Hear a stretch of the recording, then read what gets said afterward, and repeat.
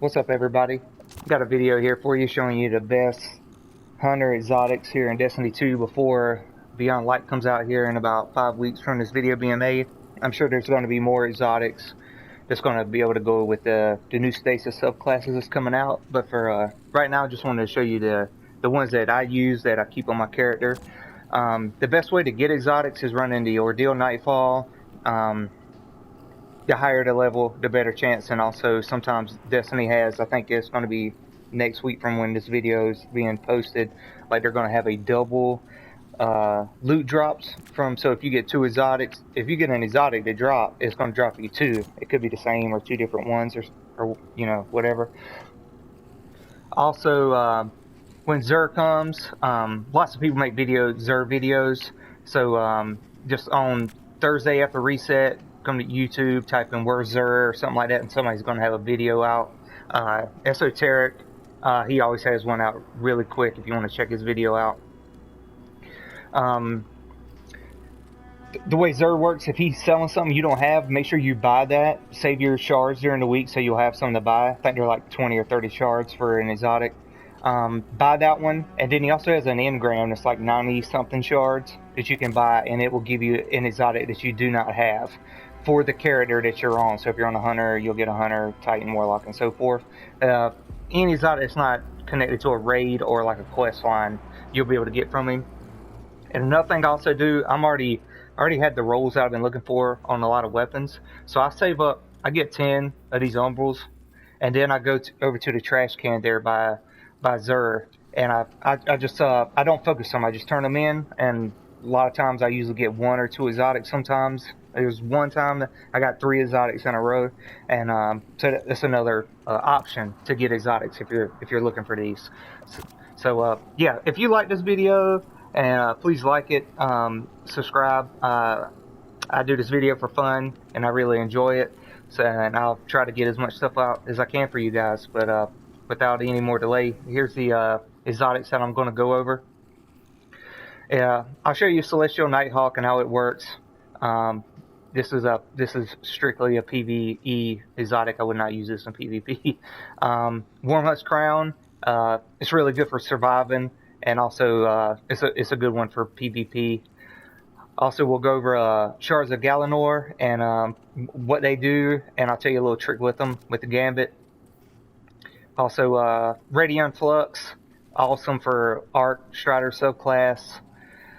Also, Orpheus rigs here. I'll show you why they're so good with top tree, NIGHTSTALKER, and the bottom tree. And then also Stompies here. This is I mostly use these in PvP, or if I'm doing something like trying to go get the Last Wish raid chest or something like that where I got to jump a long distance. These are the ones I use.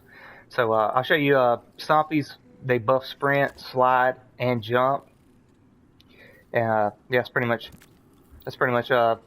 all they do. But they're just really nice. You can run faster than normal. You can slide further, and your jump is significantly higher than a normal jump. So that's pretty much all there is to these exotics. But for PvP, as far as getting away, you know, sliding, trying to get back on an enemy, or just you know, hanging in the air if you need to, or they're awesome. This is pretty much what everybody uses in PvP for the most part, is these Stompies, just for the maneuverability that the hunter has. All right, we'll get into. I'll go and show you the other PvP one real quick that I would recommend. Is this the WORMHUSK Crown? Essentially, it says dodging gives a small health and shield bump, and I'll show this to you guys here. Top of my screen, see I'm hurt in the white bar. When I dodge, boom, I have full health back. And then let the dodge charge up. I'll show it to you one more time. There it is. See, I'm white. Almost back to full. That's why I love it, man. If I'm in a gunfight and I know I'm about to die, I'll just you know, I'm about to die, I just go ahead and dodge, and then I get back on my target. And they're really good for winning a gunfight, especially when somebody else doesn't have the ability to regen health in the middle of a gunfight, but you do. It's they're really good. Alright, we'll get into the PvE stuff here. Let's go with the Orpheus rigs. I'll show you these things on top tree here and the bottom tree. Top tree is pretty much your this is your ad clearing. You see I have full super here. I'm gonna pop this right here in the middle of all these ads. See, I'm already got a good bit of my super back already, and this thing is sharing damage. When I'm shooting this guy, everything is tethered to him are getting taking damage too, and I'm just constantly getting my super back.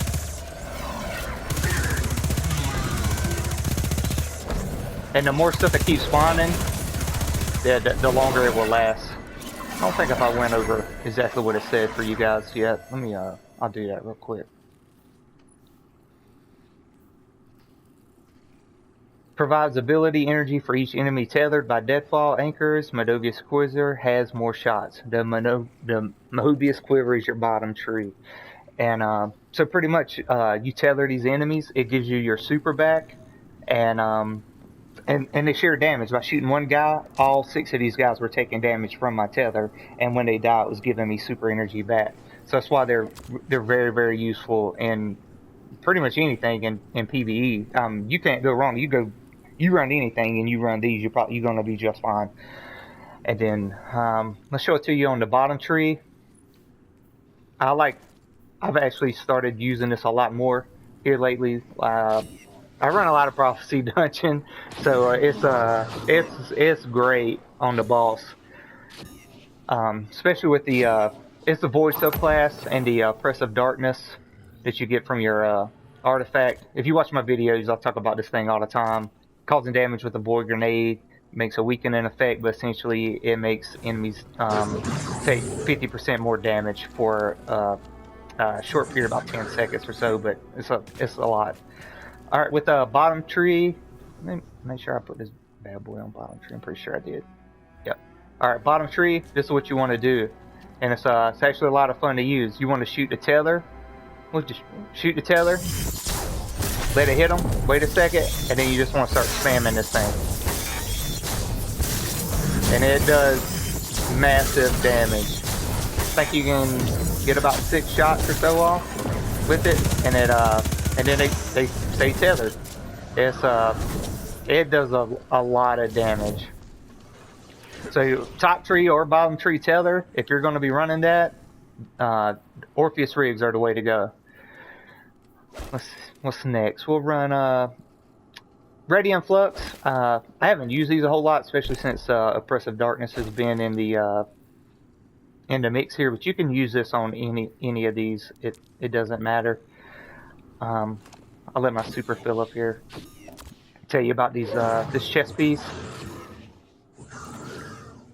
Pretty much quick successive attacks with the Arc Staff increases damage, output, and the duration. So pretty much doing damage with your super will make your super do more damage and make it last longer. So if you're going to be running Arc Strider, this is the one you want to be using.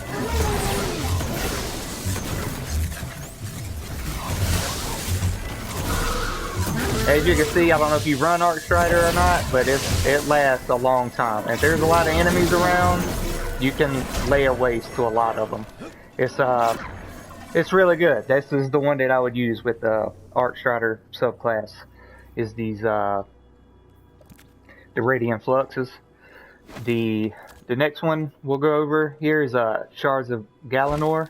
You're going to use these on your this middle tree Blade Barrage class. I'll let my super fill up and I'll show you why I like these so much.